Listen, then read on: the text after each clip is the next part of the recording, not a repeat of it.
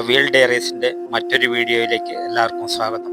സമയം രാവിലെ 7 മണിയായിരിക്കുന്നു. ഞങ്ങൾ ഉടുപ്പിയിലെ ശ്രീകൃഷ്ണ ഭഗവാന്റെ ക്ഷേത്രത്തിന് മുമ്പിൽ വാഹനം പാർക്ക് ചെയ്ത് ക്ഷേത്രത്തിലേക്ക് പ്രവേശിക്കുകയാണ്. ഇന്ത്യയിലെ കർണാടകത്തിലെ ഉടുപ്പി എന്ന സ്ഥലത്താണ് ഈ ശ്രീകൃഷ്ണ ക്ഷേത്രം സ്ഥിതി ചെയ്യുന്നത്. ദക്ഷിണേന്ത്യയിലെ ഒരു പ്രധാന തീർത്ഥാടന കേന്ദ്രമാണ് ഉടുപ്പിയിലെ ശ്രീകൃഷ്ണ ക്ഷേത്രം.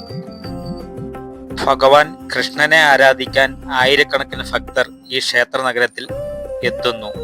ഇവിടുത്തെ കൃഷ്ണ വിഗ്രഹം ഭഗവാൻ കൃഷ്ണന്റെ ഏറ്റവും മനോഹരമായ വിഗ്രഹമാണെന്ന് പറയപ്പെടുന്നു. ഭഗവാൻ കൃഷ്ണനെ ഇവിടെ ഒരു കൊച്ചുകുട്ടിയായ ബാലകൃഷ്ണൻ ചിത്രീകരിച്ചിരിക്കുന്നു. വിഗ്രഹം നേരിട്ട് കാണാൻ ആകില്ല, മറിച്ച് നവഗ്രഹ കിടികി എന്നറിയപ്പെടുന്ന 9 ദ്വാരങ്ങളുള്ള ഒരു ജനാലിലൂടെയാണ് ദക്ഷിണേന്ത്യയിലെ മധുര, ഉത്തർപ്രദേശ് സംസ്ഥാനത്ത് സ്ഥിതി ചെയ്യുന്ന ശ്രീകൃഷ്ണന്റെ ജന്മസ്ഥലം എന്നാണ് ഉടുപ്പിയെ പരാമർശിക്കുന്നത്. 13-ാം നൂറ്റാണ്ടിൽ ഉടുപ്പി ശ്രീകൃഷ്ണ ക്ഷേത്രവും മഠം സ്ഥാപിച്ചത് ശ്രീ മാധവാചാര്യരാണ്, പ്രശസ്ത വൈഷ്ണവ സന്യാസി. ഇന്നൊരു ശനിയാഴ്ചയാണ്. സമയം രാവിലെ 7:30 കാര്യമായ തിരക്ക് അനുഭവപ്പെടുന്നില്ല. ഞങ്ങൾ ക്യൂ ലൈൻ വഴി പതിയെ ഉള്ളിലേക്ക് നടക്കുകയാണ്. തിരക്ക് കുറവായതിനാൽ ക്ഷേത്രക്കുളത്തിൻ്റെ സൈഡ് വഴി ഉള്ള ക്യൂ ലൈനിലൂടെ പതിയെ ഞങ്ങൾ മുമ്പോട്ട് നടന്നു നീങ്ങുകയാണ്. അതിമനോഹരമായ ക്ഷേത്രക്കുളമാണ് ഈ താഴെ കാണുന്നത്. മഠത്തിലെ സന്യാസിമാർ കുളിക്കുന്ന ഇടമാണ് ഈ ക്ഷേത്രക്കുളം. അതിൻ്റെ സൈഡിലൂടെയുള്ള ക്യൂ ലൈൻ വഴി ഞങ്ങൾ അങ്ങനെ നടന്ന് ക്ഷേത്രത്തിൻ്റെ മുമ്പിലെത്തി.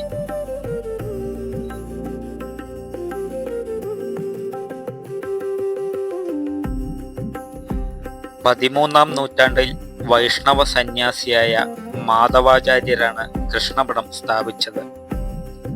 ദ്വൈത വേദാന്ത വിദ്യാലയത്തിൻ്റെ സ്ഥാപകനായിരുന്നു അദ്ദേഹം. മാധവാചാര്യർ ഒരു വലിയ ഗോപി ചന്ദനത്തിൽ കൃഷ്ണന്റെ വിഗ്രഹം കണ്ടെത്തിയതായി വിശ്വസിക്കപ്പെടുന്നു.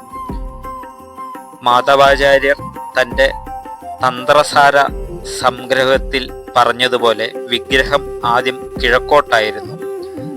കനകദാസൻ കാണിച്ച തീവ്രമായ ഭക്തി കാരണം വിഗ്രഹം ആദ്യം കിഴക്കോട്ട് തിരിഞ്ഞതായി പറയപ്പെടുന്നു. മറ്റ് അഷ്ടമഠങ്ങളിലെ മറ്റെല്ലാ വിഗ്രഹങ്ങളും പടിഞ്ഞാറോട്ട് അഭിമുഖമായി.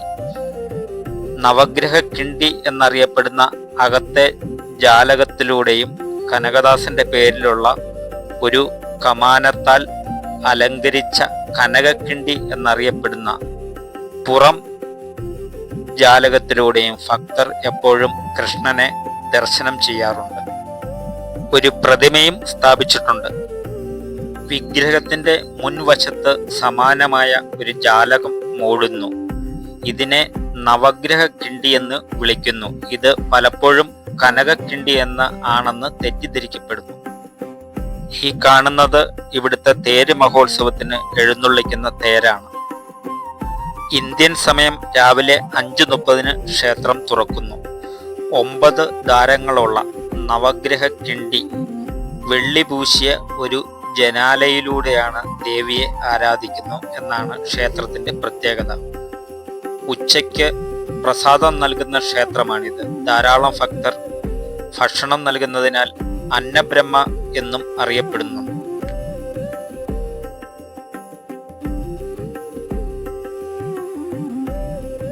ക്ഷേത്ര സമുച്ചയത്തിൽ മാധവ സരോവർ എന്ന പുണ്യകുളം അല്ലെങ്കിൽ പുഷ്കരണി ഇതാണ്. ക്ഷേത്രത്തിൽ പ്രവേശിക്കുന്നതിന് മുമ്പ് ഭക്തർ ഇവിടെ മുങ്ങിക്കുളിക്കുന്നു. ഈ കുളത്തിൽ കുളിക്കുന്നത് പാപങ്ങൾ ശുദ്ധീകരിക്കുകയും ആത്മാവിനെ ശുദ്ധീകരിക്കപ്പെടുകയും ചെയ്യുമെന്ന് വിശ്വസിക്കപ്പെടുന്നു. ഷർട്ടും ബനിയനും ഊരിയതിനു ശേഷമേ പുരുഷന്മാർക്ക് ഉള്ളിലേക്ക് പ്രവേശനം അനുവദിക്കുകയുള്ളൂ. ഈ ക്ഷേത്ര സമുച്ചയത്തിൻ്റെ വാസ്തുവിദ്യ ദ്രാവിഡ, ഹൊയ്സാല, വിജയനഗര ശൈലികളുടെ സമ്പൂർണ്ണ സമ്മിശ്രണമാണ്.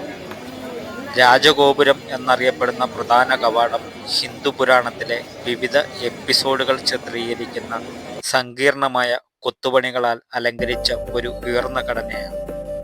പ്രഭാത പൂജകൾ കാരണം ഞങ്ങൾക്ക് ഒരു 20 മിനിറ്റ് ഇവിടെ നിൽക്കേണ്ടി വന്നു.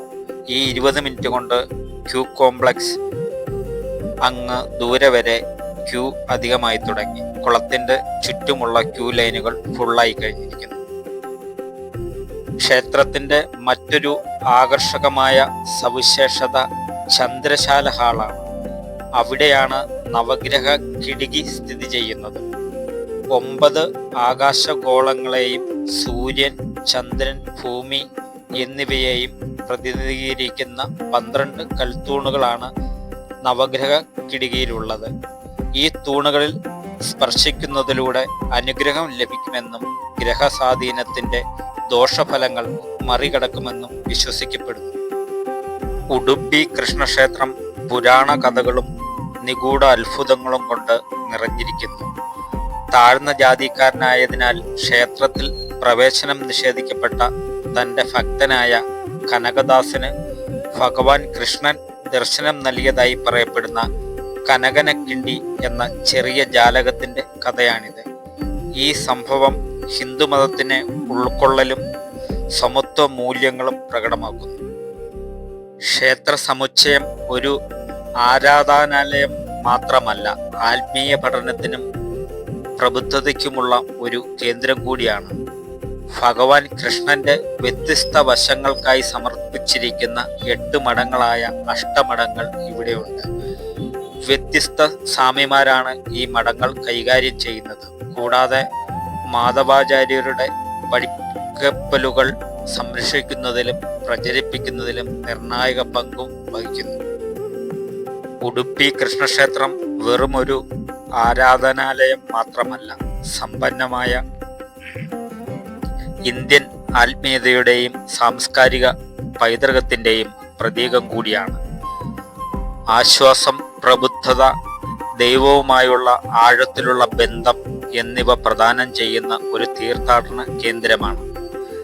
നിങ്ങൾ ആത്മീയ ഉണർവ് തേടുന്ന ഒരു ഭക്തനായ ഹിന്ദുവായാലും അല്ലെങ്കിൽ ഹിന്ദു സംസ്കാരത്തിന്റെ ആഴങ്ങൾ പര്യവേഷണം ചെയ്യാൻ ആഗ്രഹിക്കുന്ന ഒരു ഉത്സാഹിയായാലും ഉഡുപ്പി കൃഷ്ണക്ഷേത്രത്തിലേക്കുള്ള സന്ദർശനം നിങ്ങളെ മയക്കുകയും പുരാതന പാരമ്പര്യങ്ങളിൽ വിസ്മയിപ്പിക്കുകയും ചെയ്യുന്ന ഒരു അനുഭവമായിരിക്കും.